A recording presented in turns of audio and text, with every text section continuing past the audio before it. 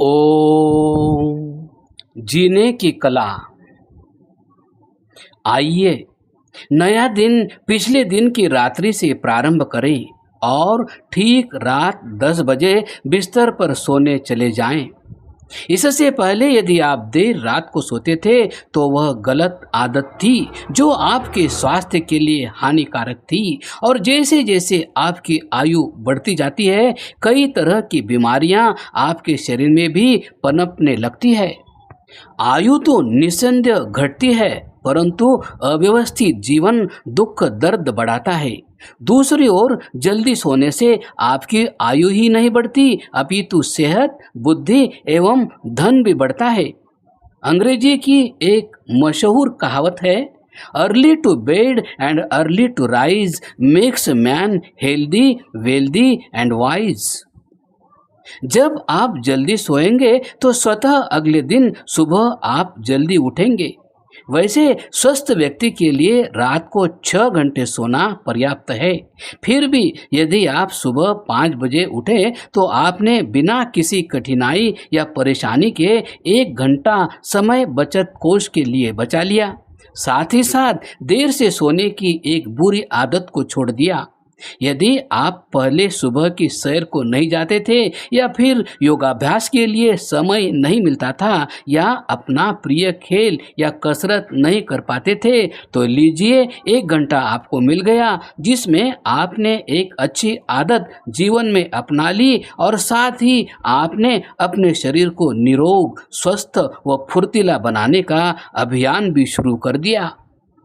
6 बजे तक आपको स्नानादि द्वारा शरीर को शुद्ध करके ईश्वर स्तुति और प्रार्थना के लिए तैयार हो जाना चाहिए। संध्या के लिए यह बहुत उपयुक्त समय है क्योंकि यह रात्रि और दिन की संधि वेला होती है जिसे विद्वानों ज्ञानी जनों ऋषियों मुनियों ने प्रभु भक्ति के लिए सर्वश्रेष्ठ समय घोषित किया है। क्योंकि यही वह समय है जब व्यक्ति में मन को एकाग्र करने की क्षमता सबसे अधिक होती है।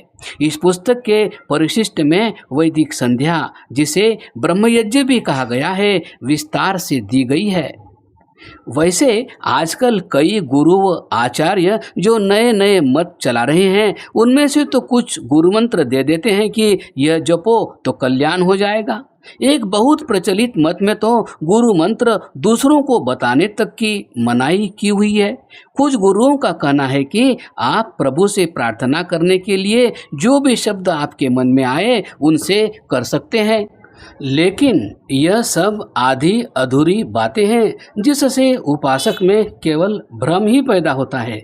जिस तरह से किसी भी भाषा का संपूर्ण ज्ञान प्राप्त करने के लिए उसका व्याकरण जानना अति आवश्यक है उसी प्रकार प्रभु से प्रीत लगाने के लिए वही प्रार्थना करनी चाहिए जो अपने आप में संपूर्ण हो।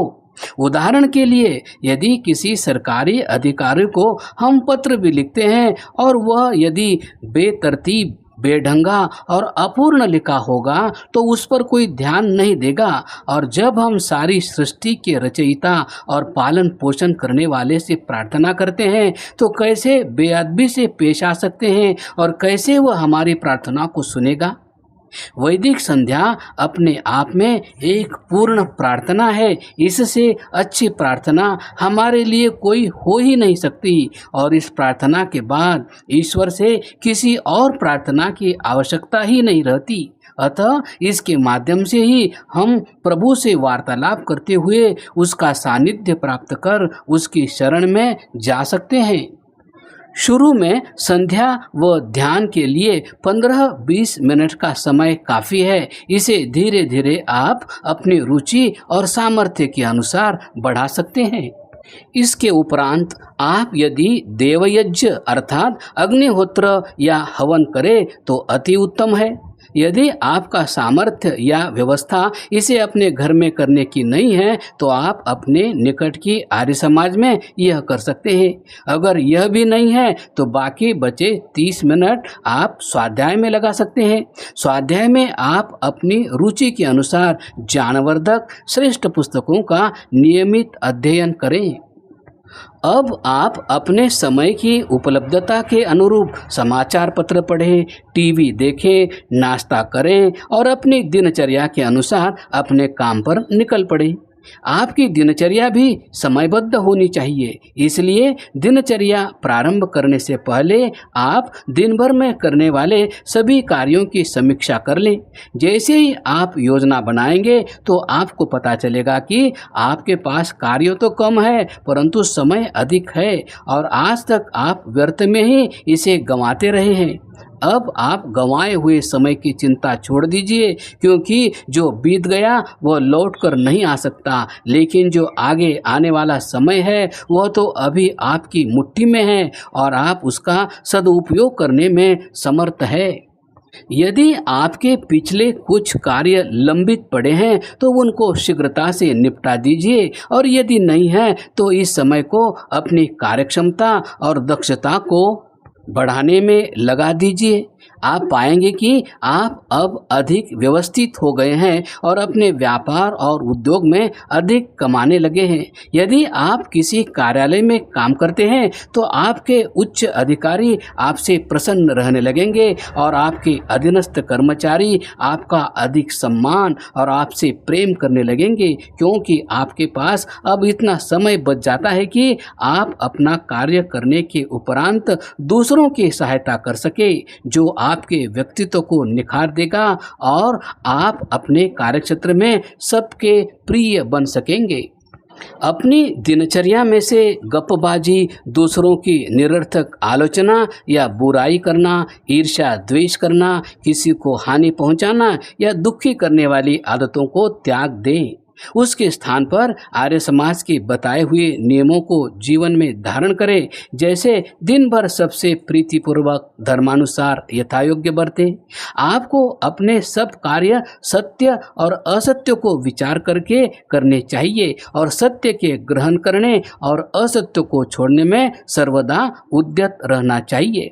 आपका मुख्य उद्देश्य सब साथियों का उपकार करना होना चाहिए। आपको अपनी उन्नति से संतुष्ट न रहकर सबकी उन्नति में अपनी उन्नति समझनी चाहिए। इस बीच दिनचर्या में यदि कोई दुष्ट स्वभाव वाले व्यक्ति आपके समीप या संपर्क में आते हैं तो उनको किसी प्रकार का प्रोत्साहन न दें और अपने आप को उनसे अलग रखने की सतत कोशिश करें। ऐसी प्रवृत्ति के लोग स्वतः आपसे दूर हो जाएंगे। जैसे रहीम ने लिखा है कि कुत्ते को प्यार करोगे तो वह तुम्हें चाटेगा और अपवित्र करेगा, और यदि क्रोध करोगे या मारोगे तो काटने को दौड़ेगा।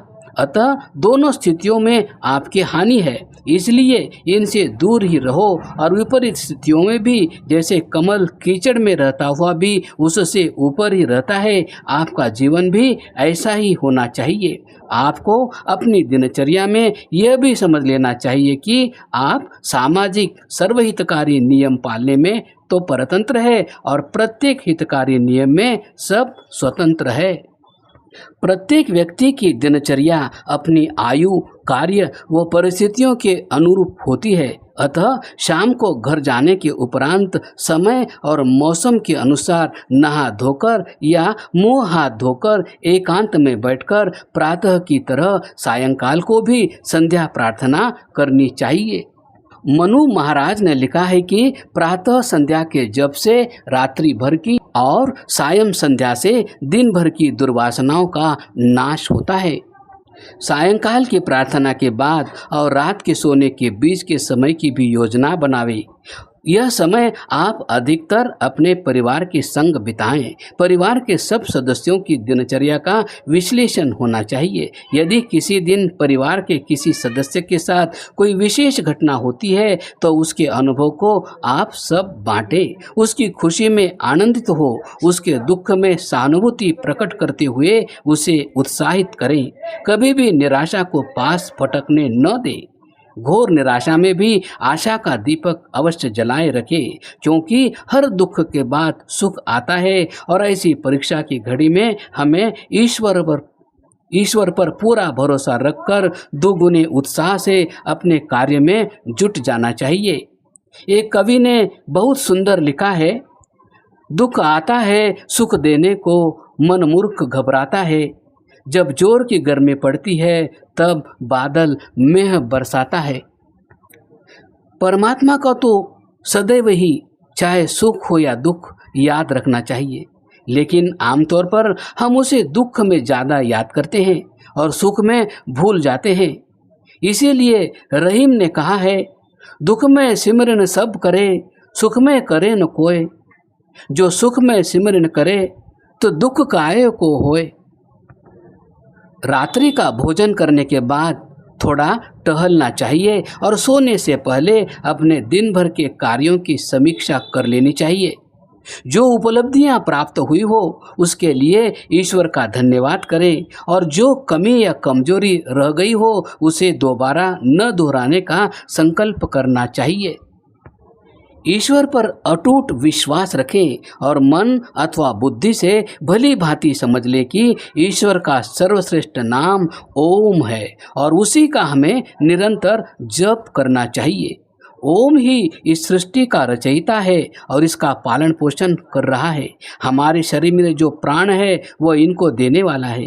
इन प्राणों को चलाने वाला भी वही है और इनको हरने वाला या वापस लेने वाला भी वही है, क्योंकि इन प्राणों का असली मालिक ही वह है। ओम के 3 अक्षर अ, उ, म ऊपर लिखी व्याख्या को बताते हैं। ओम का जप हम बिना कुछ किए मन ही मन कर सकते हैं। प्रत्येक सांस के साथ इसे जपा जा सकता है। अतः जब आप बिस्तर पर सोने लगो, आंखें बंद करके प्रत्येक सांस के साथ मन ही मन ओम ओम ओम जपते जाओ। सांस के उतार चढ़ाव को बंद नेत्रों से देखो। महसूस करो कि ओम तुम्हारे पास है, ओम तुम्हारे साथ है, ओम तुम्हारी प्रत्येक सांस में समाया हुआ है और तुम ओम में रमे जा रहे हो। आप कुछ ही क्षणों में गहरी निद्रा में चले जाओगे और प्रातः जब उठोगे तो ओम आपके प्रत्येक सांस में स्वतः ही विद्यमान होगा। आप उसी का जप करते हुए बिस्तर का त्याग करो और आप पाएंगे कि जो आनंद आपको पिछली रात्रि आया वह अवर्णनीय है और आप अपने अंदर पाएंगे एक अद्भुत उत्साह, शक्ति, प्रेरणा व कुछ नया और कुछ करने की तीव्र इच्छा, और जो इससे ऊर्जा पैदा होगी वह आपके अगले दिन के 24 घंटों को रोशन करेगी और आपके जीवन में ले आएगी सुख, शांति, आनंद, प्रसन्नता, समृद्धि, यश, कीर्ति और इस तरह से मुक्ति के द्वार की ओर आपका एक कदम और बढ़ जाएगा।